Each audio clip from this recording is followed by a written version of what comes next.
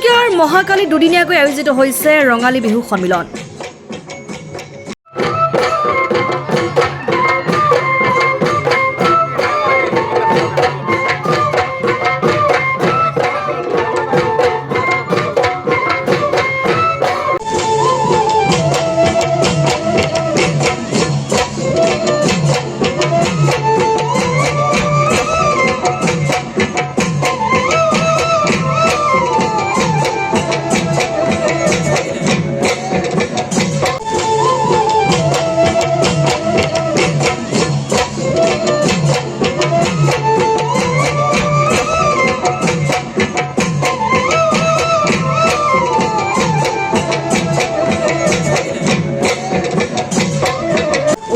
আৰু 30 এপ্ৰিলত দুদিনীয়া বিস্তৃত কাৰ্যসূচীৰ আয়োজন হৈছে 20তম বাৰ্ষিক ৰঙালী বিহু সন্মিলনখন।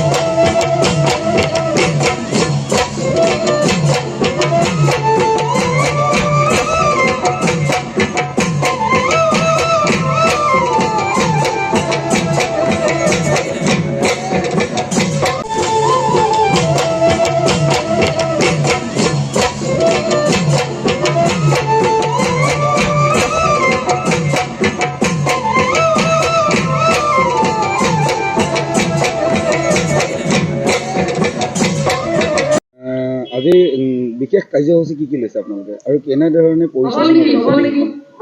আজি আমাৰ দ্বিতীয় দিনা কাৰ্যসূচী 315 মহাকালী গাঁও ৰঙালী বিহু আমাৰ দ্বিতীয় দিনা কাৰ্যসূচী।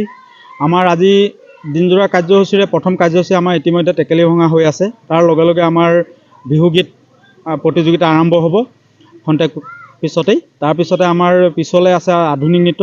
আধুনিক নৃত্য আমাৰ যিসকল ছাত্ৰ ছাত্ৰীয়ে বা অন্যান্য বহুত দূৰ অঞ্চলৰ পৰা আহে নিজৰ সাংস্কৃতিক পৰিৱেশন কৰে। খুব সুন্দৰ পৰিৱেশ, সেইটো ভাল লাগে। তাৰ লগে লগে আমাৰ আজি মুকলি সভা হ'ব। মুকলি হোৱাৰ শেষ হোৱাৰ লগে লগে আমাৰ আমন্ত্ৰিত কৰিয়ানা পাৰ্থজ্যোতি বৰুৱাৰ গীতৰ শৰাই আমি ইয়াত আগবঢ়াম। গতিকে আমাৰ দিনজোৰা কাৰ্যসূচী আজি ইমান। বৃহত্তৰ মহাকালী 315 নং মহাকালী গানটোত আপোনালোকে বিশেষকৈ ইমান সুন্দৰভাৱে আয়োজন কৰিছে বহু বছৰ ধৰি। তাৰ সন্দৰ্ভত ভৱিষ্যতে আৰু অনাগত দিনত আপোনালোকে কি কেনেকুৱা ধৰণৰ কাৰ্যসূচী আপোনালোকে গ্ৰহণ কৰিব আৰু বিশেষকৈ উঠি অহা প্ৰজন্মক কি শিক্ষা দিব? আমাৰ এই বিহুখন আমি বহুত ঘাট প্ৰতিঘাতৰ মাজত ইমান ভিতৰুৱা অঞ্চলত আমি আয়োজন কৰি আহিছোঁ। আজি আমাৰ 20টা বছৰ অতিক্ৰম হ'ল, সম্পূৰ্ণ হৈছে আৰু হয়তো আৰু 5টা বছৰত আমাৰ 25 বছৰ হ'ব। গতিকে আমাৰ মনত বহুত পৰিকল্পনা আছে।